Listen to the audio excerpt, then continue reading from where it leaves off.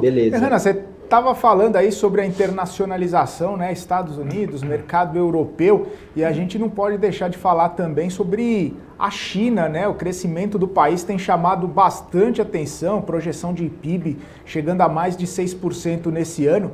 Queria saber quais seriam, né, as oportunidades que você enxerga de investimento no país, como você vê toda aquela questão, né, de questão jurídica, questão do governo interferir em algumas empresas. Esse mercado aí, ele é atrativo para o investidor brasileiro, mesmo com essas questões, na sua opinião?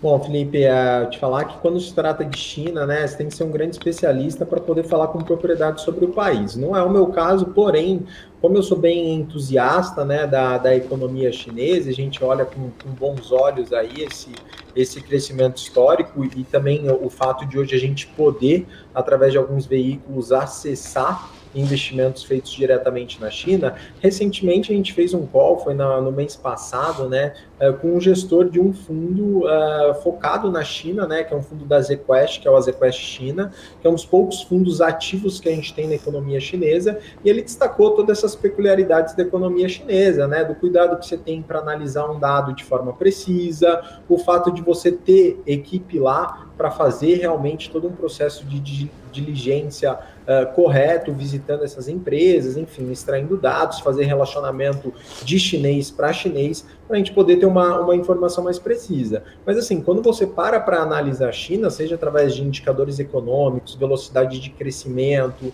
idade da população, recuperação econômica, o tamanho das empresas, claro que a China sempre traz alguns riscos políticos, né?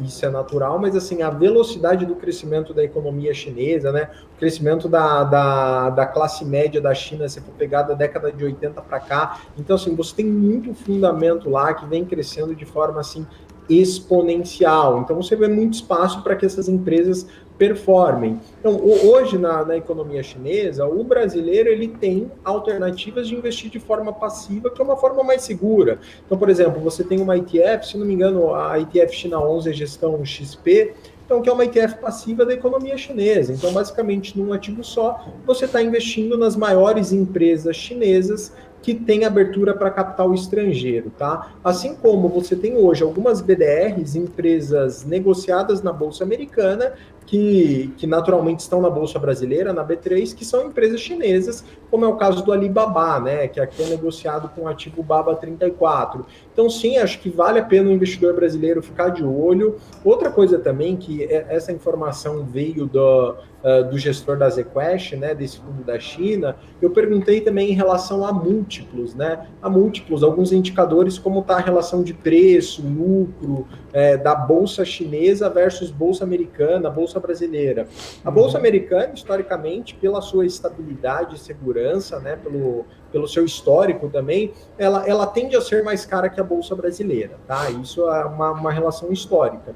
A Bolsa Chinesa hoje, ela negocia em múltiplos muito similares à Bolsa Brasileira, tá? Então, hoje, você comprar as maiores empresas da China, se você for ter alguns indicadores de preço sobre o valor patrimonial, preço sobre o lucro, os múltiplos, a média do índice chinês está muito próxima à média da Bolsa Brasileira, tá?